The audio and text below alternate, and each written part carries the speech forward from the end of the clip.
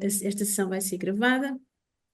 Podem ver aqui no slide que aquilo que vão ver e ouvir hoje foi feito com base no trabalho de um conjunto vasto de pessoas, de várias organizações do Estado. Podem ver aqui a da APA, da Direção-Geral de Energia e Geologia, a Direção-Geral de Agricultura e Desenvolvimento Rural, a Direção-Geral de Território, o Instituto de Conservação da Natureza e Florestas, o Património Cultural, e também teve contributos da REN, da Redes, da APREN e da coligação C7. Que agradecemos todos muitos a colaboração. Também vamos aqui falar, tive aqui a colaboração de vários colegas do Laboratório Nacional de Energia e Geologia. Alguns deles, os nomes não aparecem aqui, mas a todos agradecemos imenso. Há aqui algumas regras de lida da casa, por assim dizer. Portanto, como sabem, este webinar vai ser gravado. A apresentação que eu vou fazer vai ser disponibilizada posteriormente. Por favor, a todos desliguem os microfones. Vai haver espaço para colocar perguntas no fim, ou quer seja colocando no chat do Zoom ou oralmente, mas após a conclusão da apresentação. Os slides e a apresentação vão ser feitos em português. Um momento publicitário aqui para a unidade onde eu me integro, é a unidade de Economia de Recursos. É uma unidade que é um bocadinho transversal às áreas de atuação do LEG, de Energia e de Geologia. Nós desenvolvemos atividades de investigação e desenvolvimento ao nível de 5 áreas de atuação, se assim se pode dizer, ao nível da sustentabilidade dos sistemas energéticos, na descarbonização, modelação de sistemas de energia, o impacto das alterações climáticas no sistema energético e não só, na necessidade de recursos para a produção de energia e consumo, sendo que o uso do solo é um recurso, e é sobre isso que hoje vamos falar, a utilização do nosso território para a produção de energia renovável. Eu pedia a quem se juntou para desligar o microfone, se faz favor. E também trabalhamos ao nível da classificação dos depósitos geológicos numa economia global. Podem pensar, por exemplo, a competitividade dos nossos recursos geológicos na economia global, o impacto social e económico na transição energética, por exemplo, criação de postos de trabalho com a transição energética, e também ao nível da economia circular, incluindo design de produtos, serviços, sistemas e modelos de negócio. E entrando aqui então no tema da nossa sessão de hoje, isto era o texto do contexto que nós divulgamos. Portanto, pondo aqui um bocadinho de contexto, todos nós sabemos que as metas climáticas e a independência energética da Europa, e a nossa aqui em Portugal, exigem a aceleração da implementação de centrais solares fotovoltaicas e de parques eólicos, e que temos vindo a assistir aqui em Portugal e na União Europeia, e até fora de Portugal e da União Europeia, em particular, por exemplo, nos Estados Unidos, isto já tem estado a acontecer, há um crescendo nos conflitos com o uso do solo.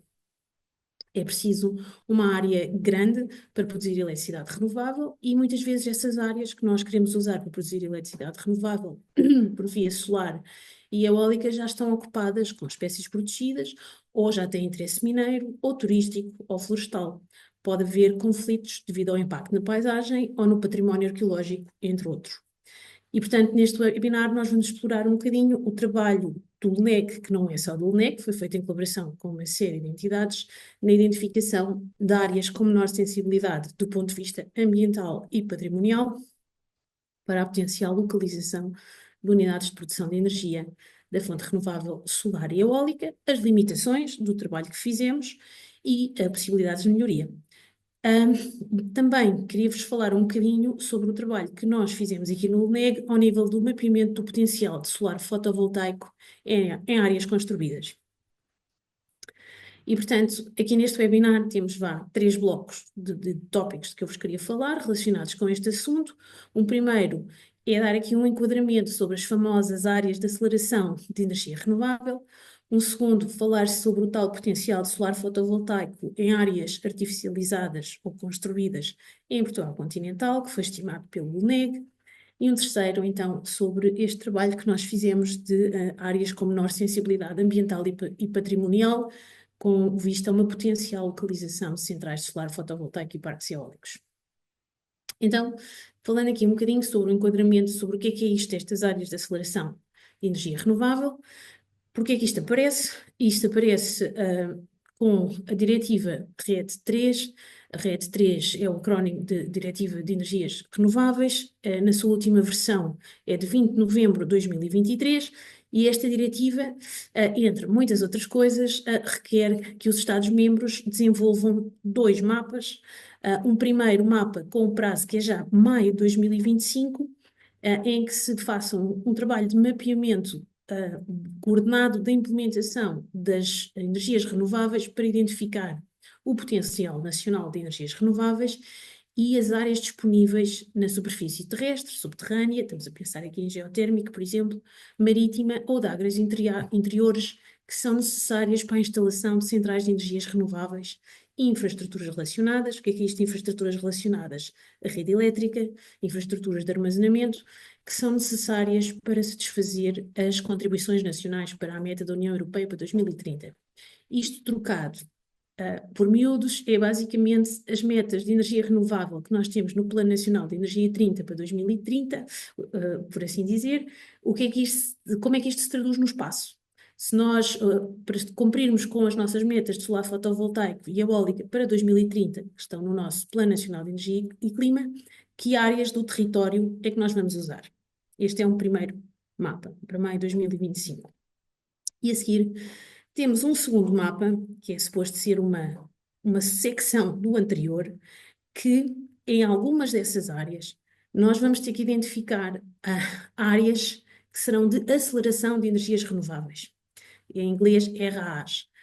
E serão áreas onde nós podemos, à partida, identificar áreas que têm uma menor sensibilidade ambiental, onde podemos fazer um licenciamento simplificado e acelerar a implementação de alguns projetos de energia renováveis.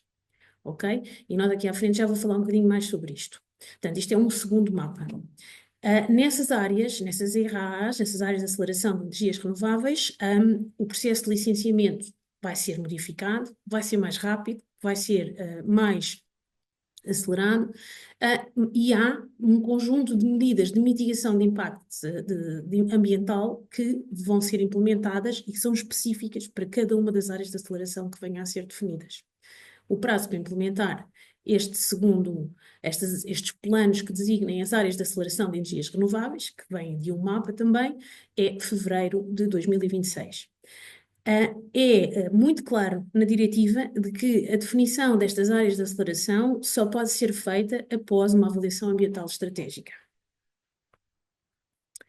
Então, continuando um bocadinho a explicar o que é isto, estas áreas de aceleração de renováveis, para definir estas áreas de aceleração de renováveis, os Estados-membros têm que identificar as áreas terrestres e marítimas, okay, necessárias para ter e para o fazer, para cumprir com as tais metas do PNEC, e para isso têm que saber quais são os recursos de energia renovável que têm, quanto sol, quanto vento, se têm recursos geotérmicos ou não, o potencial de produção de energia renovável de diferentes tecnologias. Estamos a começar, por exemplo, em solar fotovoltaico, em eólico onshore, eólico offshore, diferentes tipos de tecnologias, a procura de energia projetada, quanto é que vai aumentar o consumo de eletricidade, por exemplo, a disponibilidade de infraestruturas de rede relevantes, o armazenamento e outras ferramentas de flexibilidade, ou o potencial para vir a criar esta infraestrutura.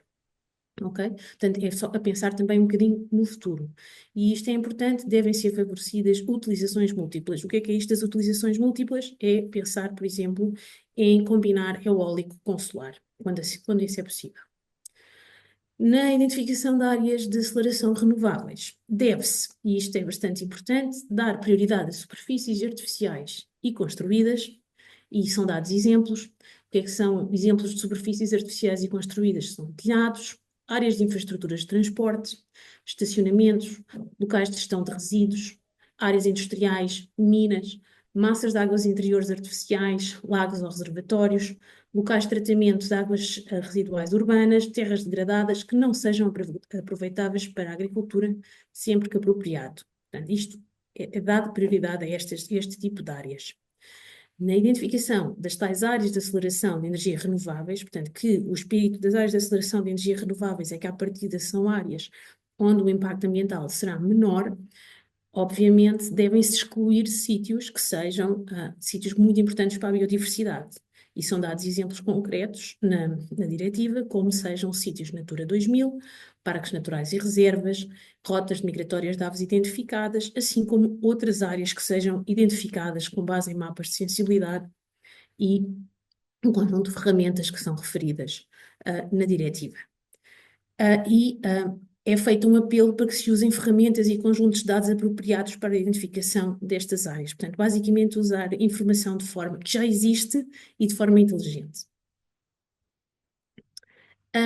Eu não vou perder aqui muito tempo com este slide, que aliás não é nosso, do LNEG, é de uma organização não governamental, que é The Nature Conservancy, mas eles deixaram aqui este slide que eu pedi emprestado para explicar como é que se articula na diretiva das renováveis os diferentes tipos de área de licenciamento, consoante seja numa área de aceleração ou fora de uma área de aceleração, e que tem que haver a avaliação ambiental estratégica. E eu deixo-vos isto aqui porque eu penso que depois vai ajudar quando receberem os slides.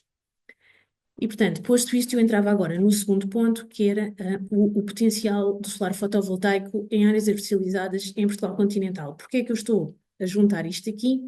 Voltando aqui um bocadinho atrás, porque na identificação de áreas de aceleração de renováveis, diz-se que se deve dar prioridade a superfícies artificiais e construídas. E então temos aqui uma série de superfícies artificiais e construídas, telhados, etc, etc. Em Portugal, na verdade, o processo de licenciamento de solar, em particular de solar fotovoltaico, neste tipo de infraestruturas, por si só, já é relativamente simplificado. E, portanto, nós tendemos todos, quando pensamos em áreas de aceleração ou dificuldade em áreas de aceleração, tendemos a pensar que a dificuldade não está em fazer em áreas construídas, mas sim em meios naturais. O que não quer dizer que se não se vá fazer solar fotovoltaico em superfícies construídas. Tanto não é assim que nós aqui no LNEG já em 2023 tivemos a passar o país a pente fino e a estimar o potencial de solar fotovoltaico em áreas artificializadas. Esse potencial pode ser encontrado neste relatório, que foi disponibilizado em julho de 2023 e que se chama Potenciais Técnicos de Renováveis para Portugal Continental. Tem uma série de capítulos, foi feito por um grande conjunto de colegas aqui dentro do Laboratório Nacional de Energia e Geologia, e um dos capítulos foca precisamente uma avaliação detalhada do potencial de solar fotovoltaico descentralizado, portanto em áreas construídas, não são grandes centrais solares fotovoltaicas, são centrais ou parques mais reduzidos. Pensem em estacionamentos, pensem em coberturas de edifícios, em áreas construídas e apenas em Portugal continental. Nós não estivemos a trabalhar para os Açores e para a Madeira. Portanto, nós estimamos que existe um potencial técnico de cerca de 23 gigawatts, que pode gerar até 36,8 terawatts-hora por ano. Este potencial está desagregado por município, por freguesia e por tipo de área construída. Portanto, parques de estacionamento, em vivendas, em centros comerciais, parques industriais, etc. Portanto, temos aqui uma ideia muito sintética dos resultados à escala nacional, mas existe uma tabela destas por município e até por freguesia, se for preciso. Portanto, vem aqui à escala nacional uma indicação por áreas industriais, para edifícios comerciais, por prédios residenciais e de uso misto, vivendas, em edifícios de saúde, ensino, turismo, culturais e militares e em outros usos do solo. E, portanto, temos um total de solar fotovoltaico bastante elevado, 23,33 gigawatts. Para pôr isto em perspectiva, isto é o potencial técnico, não quer dizer que seja comercialmente viável instalar painéis solares em toda esta magnitude, mas para vos pôr em perspectiva, estimamos que temos 23 gigawatts, a nossa meta nacional para 2030 é de 5,7 gigawatts. E agora podem-se perguntar, então, e quanto destes 23 gigawatts é que já está, de facto, instalado? De acordo com os dados da Direção-Geral de Energia e Geologia, cerca de 2,5 gigawatts já estão instalados neste momento. Isto serão correspondente às UPACs, UPP e micro, mini solar fotovoltaico. Portanto, ainda temos uma grande fatia que ainda pode vir a ser instalado. Atenção, que eu não estou a dizer que isto é competitivo, estou a dizer que existe este potencial técnico. Nós também estimamos, tendo em conta as diferentes latitudes e tendo em conta ensobramentos, etc., quanta eletricidade é que podia ser gerada, e isto é o que se obtém. Para vos dar uma ideia do grau de detalhe desta estimativa, e está disponível no relatório e um dia estará disponível no nosso geoportal, vim aqui um exemplo para a área metropolitana de Lisboa, em que vem por município e por diferente tipo de edifícios ou de área construída, portanto, em áreas industriais, são os azuis, em edifícios comerciais, em prédios residenciais de uso misto, vivendas, edifícios de saúde e outros usos do solo. Isto para vos dar uma ideia. E é claro que se pode fazer um zoom, e eventualmente até podiam ir ver dentro do vosso bairro o que é que nós estávamos a estimar.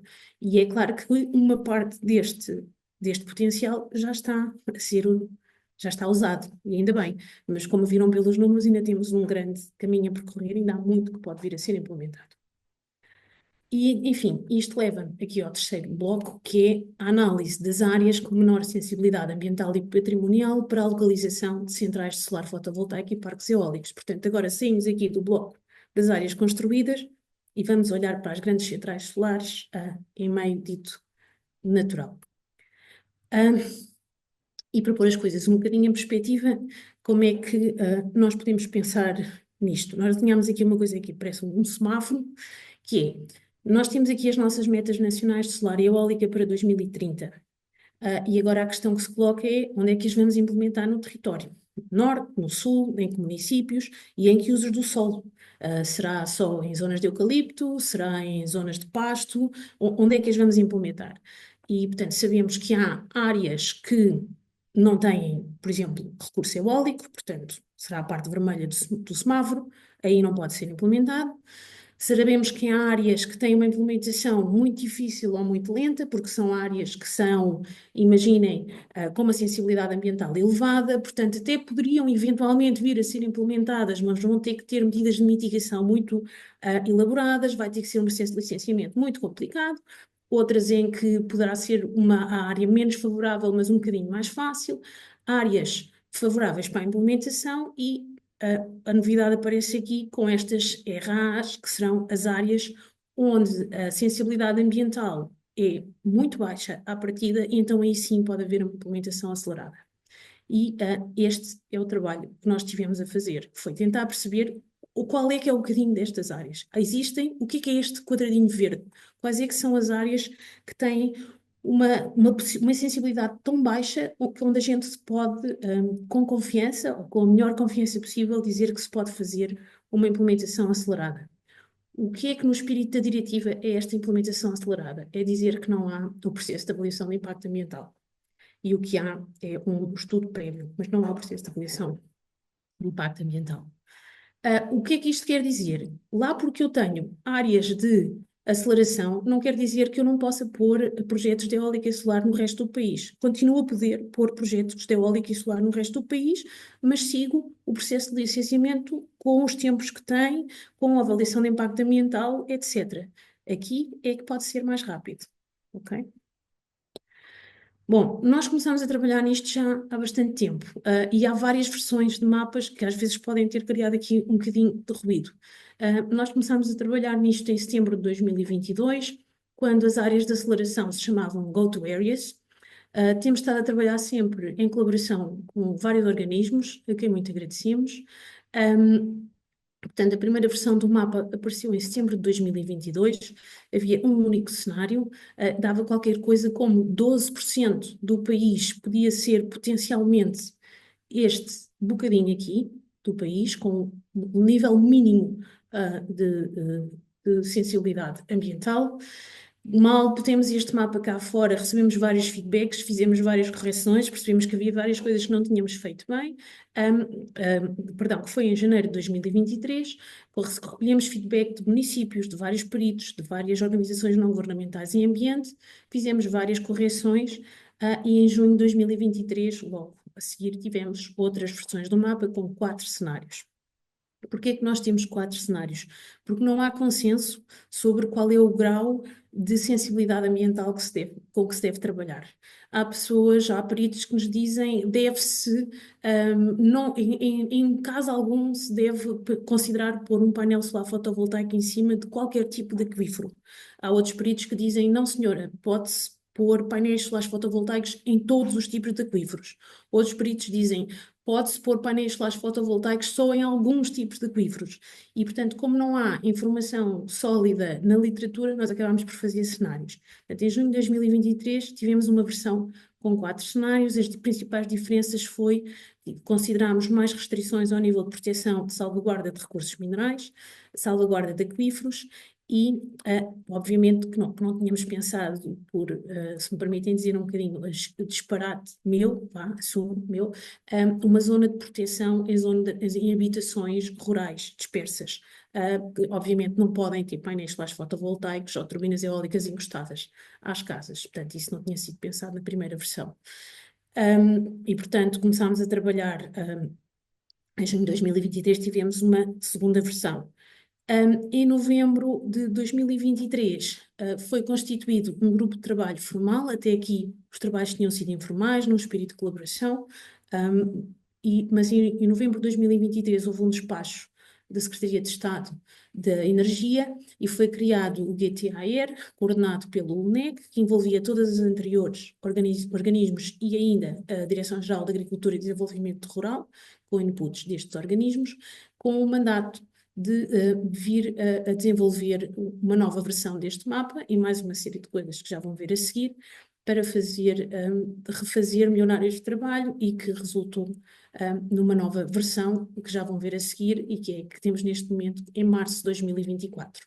Consideramos mais uma série de coisas, incluindo mais mapas com a distribuição de espécies, mais alterações nos tipos de classes de uso do solo que podiam ser consideradas ou não com maior ou menor sensibilidade, a área mínima do que é que poderia vir a ser uma potencial área de aceleração e aspectos relacionados com a rede elétrica. Para vos dar aqui um bocadinho de contexto, este GTAER era o grupo de trabalho para a definição das áreas de aceleração de energias renováveis. Podem consultar o despacho se tiverem interesse que o criou.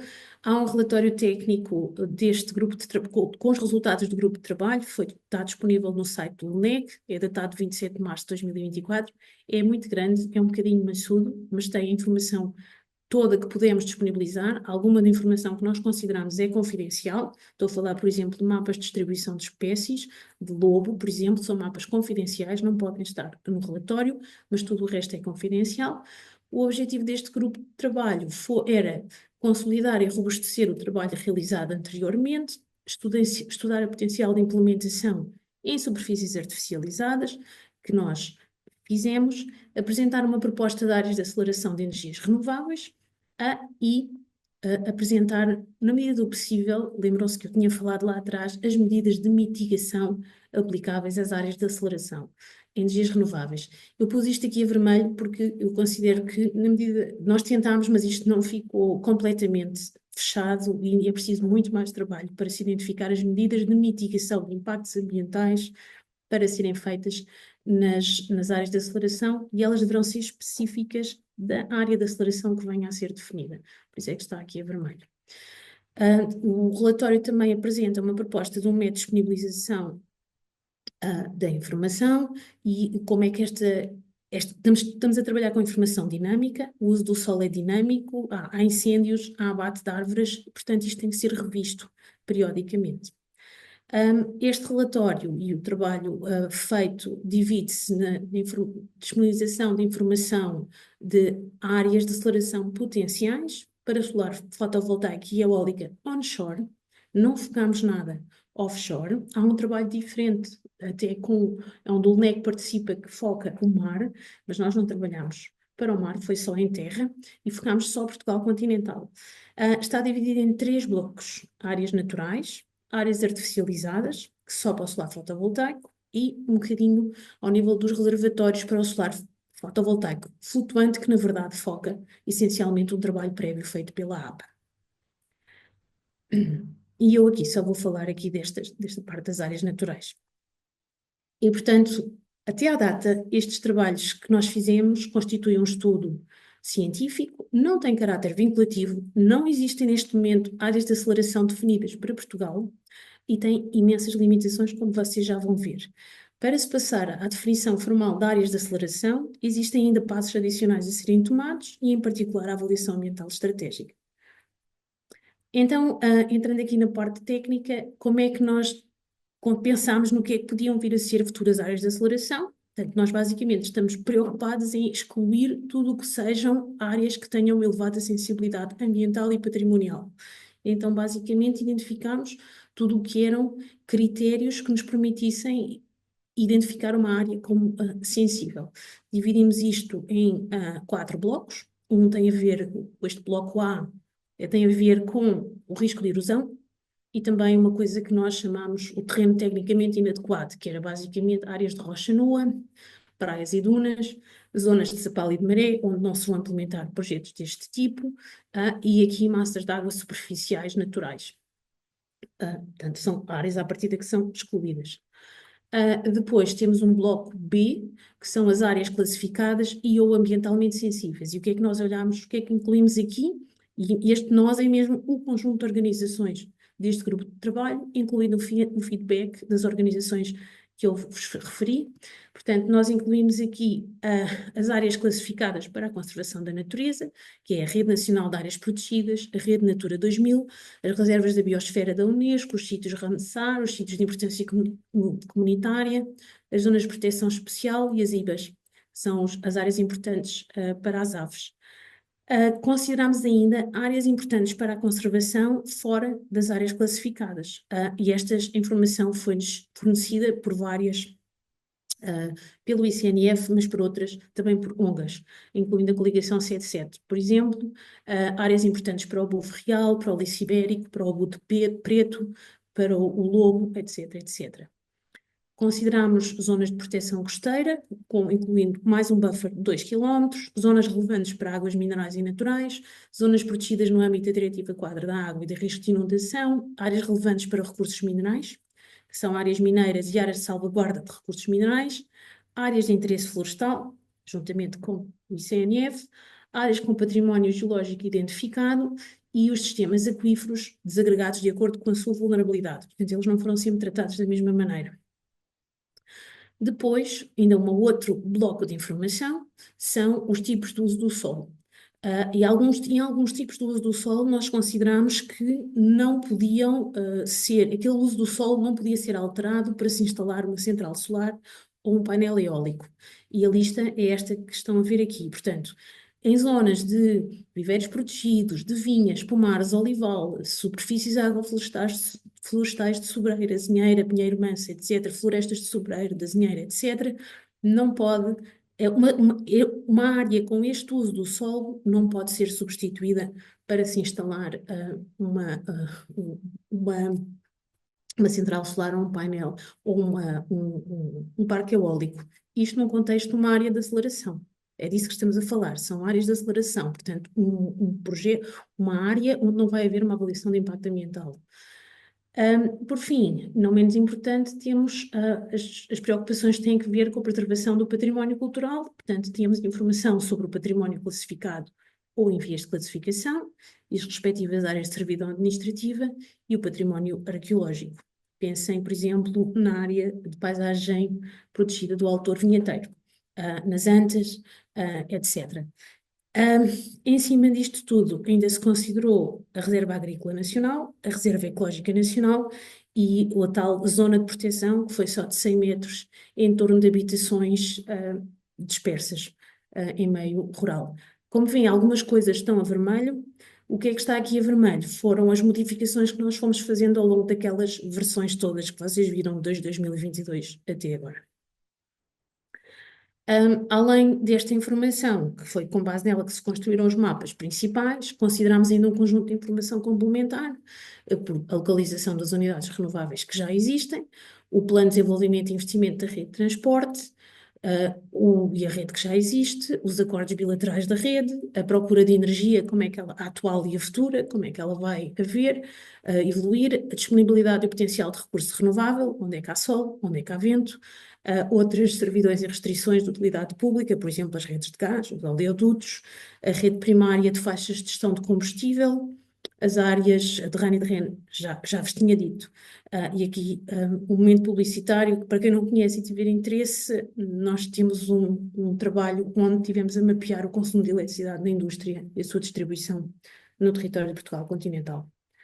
Portanto, como é que isto foi feito? Foi feito num sistema de informação geográfica, portanto, todas aquelas caixinhas, toda aquela informação se traduz em mapas num sistema de informação geográfica, não é um sistema muito, não foi uma mecânica muito elaborada. Portanto, nós começamos com o mapa de Portugal, e começamos a descontar ao mapa de Portugal os mapas parciais com aquelas restrições que retraduzem preocupações de caráter ambiental ou patrimonial e vamos subtraindo, daí aqui estes sinais de menos, preocupações que têm a ver com o declive, com a ocupação do solo inviável, com as áreas classificadas e relevantes para a conservação da natureza, subtraímos a faixa para a proteção costeira, subtraímos as áreas importantes para a proteção dos recursos hídricos, as zonas balneares, as áreas com interesse mineiro e por aí fora vamos subtraindo uma série de preocupações.